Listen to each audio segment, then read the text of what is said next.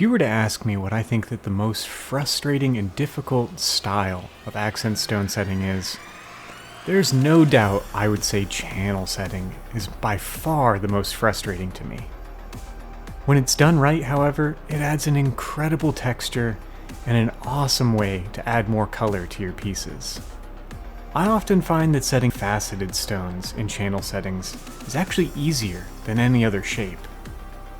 Sometimes you really do have to go with what's best for your design and not necessarily what's easiest. So for this project, we're going to set these round, cabbed peridot in a channel setting. Before we dive into any of our wires, let's take a moment to plot out our setting on a piece of paper.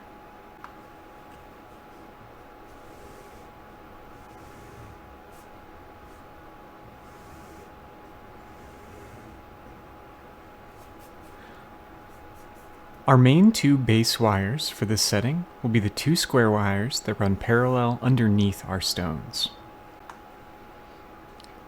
Directly above these two wires, we're going to have two more of our squares to create a box between all four wires. Before we address our top two wires, let's talk about the weave that we'll be building underneath our stones.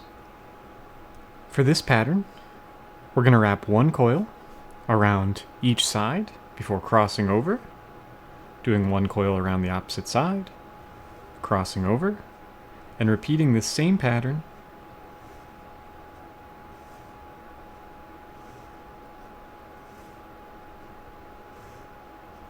until we have enough space coiled underneath our stone for it to sit comfortably on top of. If we look down the barrel of our setting, we'll have four square wires spaced about like this. Now most of our weave will take place underneath our stones. For this weave, we'll be going around one of the squares, crossing between the two, coiling once around the opposite side, and then back to our starting position, creating a figure eight between our bottom two stones. Once we've woven enough figure eight to fit underneath our stone, the weave becomes a little bit more complicated as we need to incorporate these top two wires in order to set our stone into place. For this part of the weave, we're going to start by bringing our wire all the way across the top of both of our two bottom wires and straight out to the opposite side. We're going to bring around the top of our opposite point setting wire, back through to where it started, cross in a figure eight to the opposite side, and do the same on the opposite side, where we can come straight out to the edge, cross through, straight through to the bottom, and back to our starting point. Looking at this on paper, it's a little bit complicated and maybe a little difficult to understand in this scribbly manner. I'm going to separate each side of the settings so you can see what it would look like individually.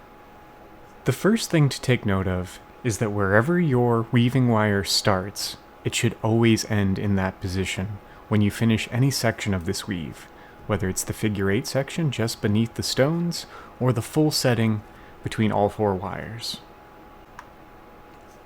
In my case, I'm going to be starting with my wire underneath my leftmost square.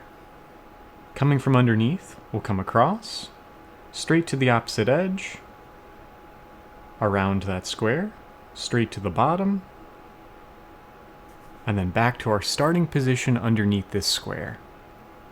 Creating this figure eight tie between these opposite ends here will help secure this wire down on top of our stone, which will sit here, from an opposite end of the compass. From the opposite side, it's the exact same, just mirrored. Coming all the way around, back to our original position, and then returning to this square here. When we reach this point, we can move our top 2 squares out of the way and return to our figure 8 weave. Now that we have the concept drawn out before us on paper, it's time to dive in to some wires and take this concept to reality. Before we dive into our wires to take these scribbles and turn them into something real, here's a quick word from today's sponsor. About 3 years ago, my wife told me, "Hey, you should start a YouTube channel." I reluctantly agreed, but honestly, I didn't really expect anyone to actually watch the videos I make. Fast forward a few years and over 60,000 of you have subscribed, watched my videos, and interact with the content I make. YouTube has been such a blessing to me, and I appreciate all of the feedback from you over the years to help me become a better teacher and a better artist. So the sponsor for today's video is, well, actually me. Or maybe it's you. I'm not sure. It depends on the way you look at it, I guess. Either way, I'm offering 10% off everything on my website with the code YouTube to all of my viewers here. This code does not expire, so if you're watching this, it counts. I have dozens of start to finish tutorials on my site for anyone searching for more in-depth knowledge, as well as some of my own wire-wrapped jewelry or fabricated jewelry for sale. This code can be used for anything, including an extra discount on sale items. Check out the link below and be sure to use the code YouTube at checkout to claim your discount. Thank you for the continued support for what I do here. For now, let's dive into today's project.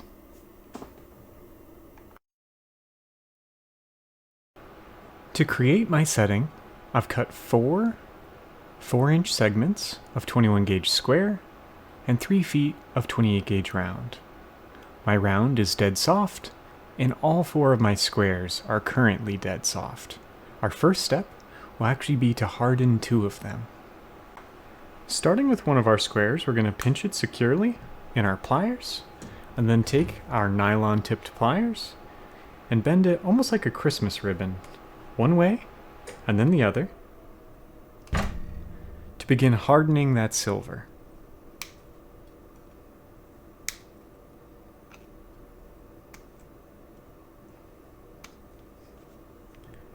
Once it becomes springy instead of bending, we can set this wire off to the side and repeat the same process for our second square. Once I've work hardened 2 of my squares, I'm going to mark them on the end just so that I can help myself keep track of them as we begin to set up our setting. To set up this setting, we're going to take 1 of each of our hardened squares and place them on either side of the 2 softer squares.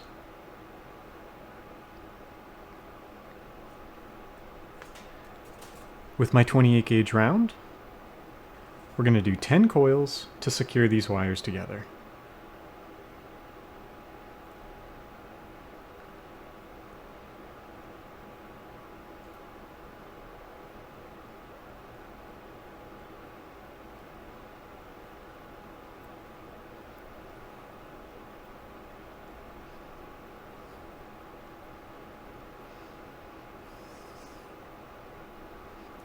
With my coils in place, I'm going to compress my 28 gauge so that it sits neat on the surface of all of our squares.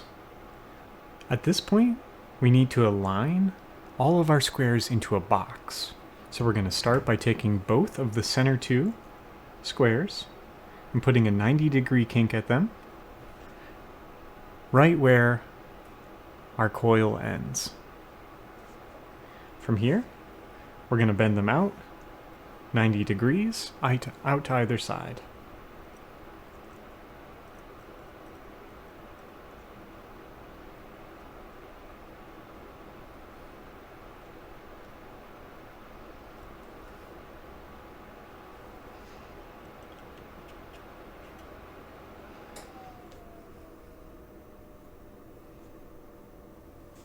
Next, we'll bend them 90 degrees again so that they sit directly underneath our top 2 squares.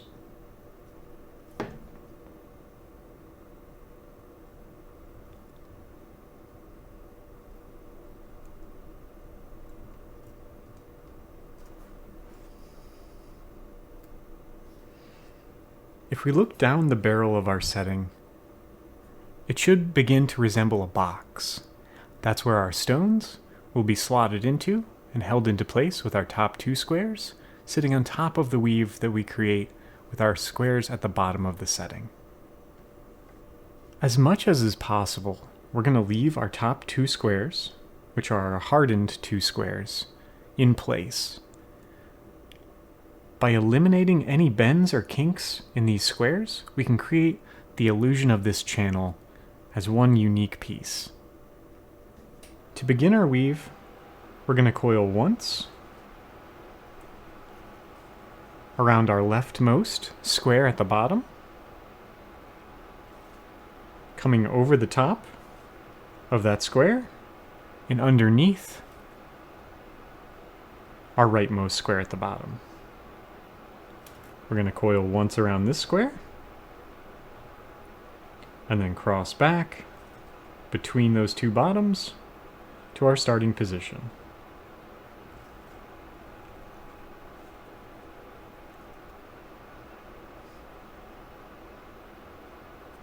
Looking down the barrel of our weave, we can begin to see that figure 8 forming between these 2 wires. This pattern won't change until we have created enough weave between them for our stone to sit on.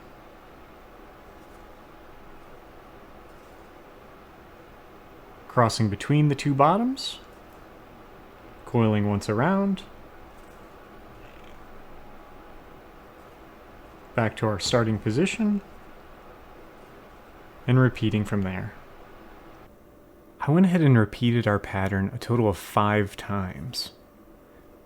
I've double checked each time that my starting wire is in the same position that it was when I began the weave underneath our leftmost square.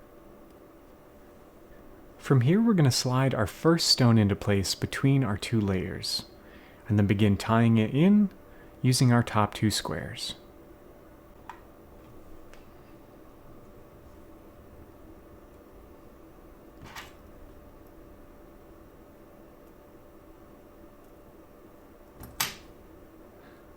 I've slid my stone all the way to the edge of our weave here, and we can begin tying this into place.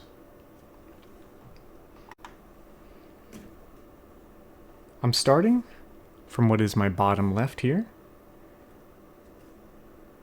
We're going to come all the way through to the right side between the top and bottom layers, around our opposite-sided square, and straight through to the bottom. I'm going to pull it snug on top of the stone,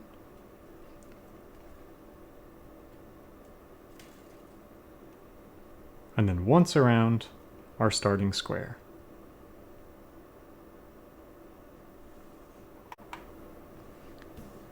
From here, we're going to cross over to our opposite-sided square, where we can repeat the same process mirrored. Coming around the bottom edge of our stone, or our square, straight across between the top and bottom layers, around our square, and straight through to the bottom, coiling once around our opposite square.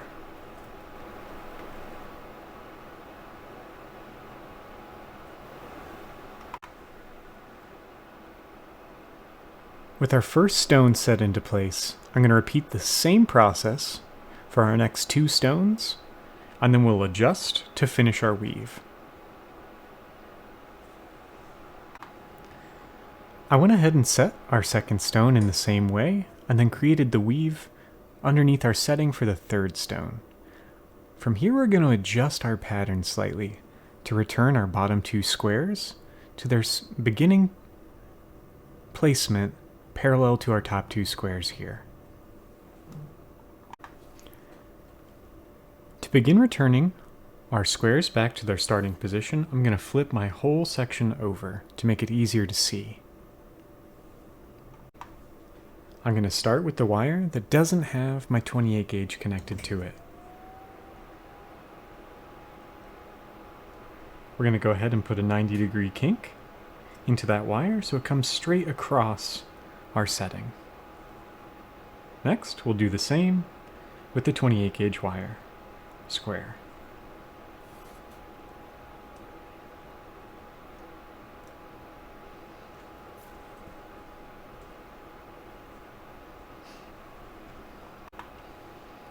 Once we have both wires, we're going to kink them once again so that they'll sit parallel to each other in the same way that they did down over here.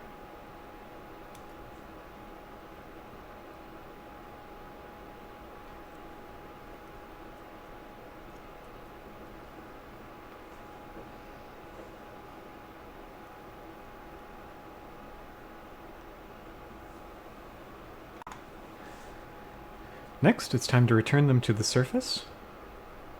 I'm going to go ahead and put a 90-degree kink in both wires, bringing them straight up and through the center of our top two squares.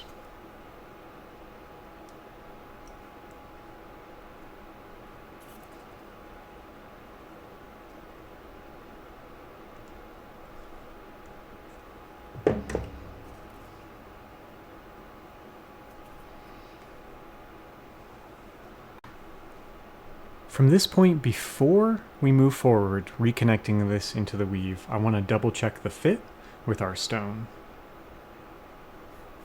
It should snap neatly into place in the pocket we've created for it.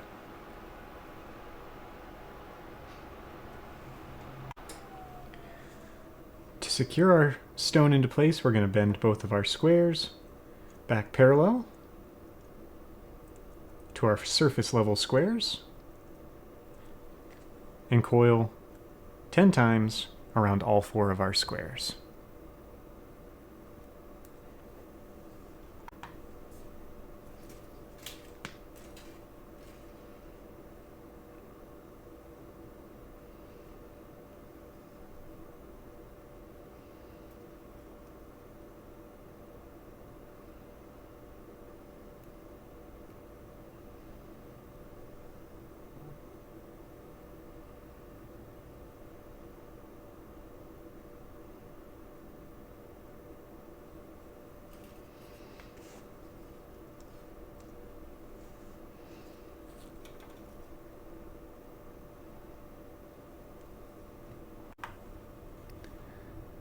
With our remaining endings, we can secure both sections of our setting directly to the frame of a piece, or even to a ring.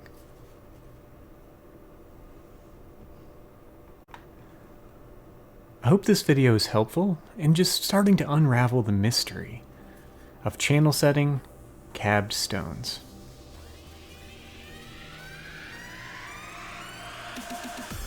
A special thank you goes out to all of the names on the screen for supporting this channel through Patreon.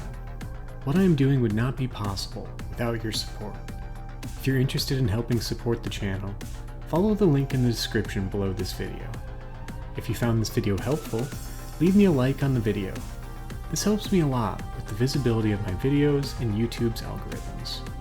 To be the first to know when I upload new content, go ahead and subscribe to my channel and hit the bell to be notified when new videos are available.